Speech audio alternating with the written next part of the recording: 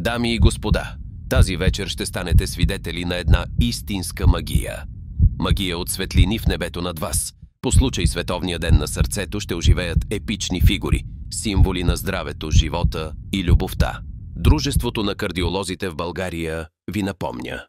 На 29 септември целият свят празнува сърцето.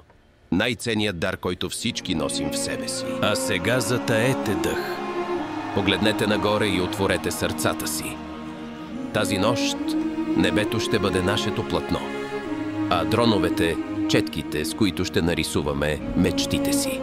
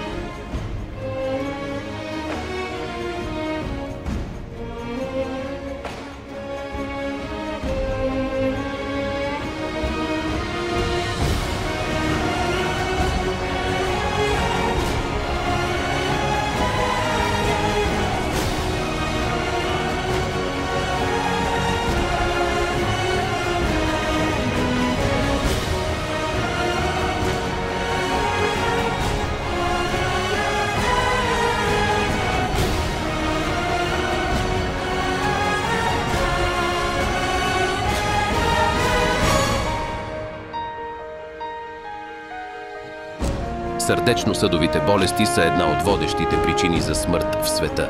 Всяка година са регистрирани около 18 милиона смъртни случая, свързани с болести на сърцето.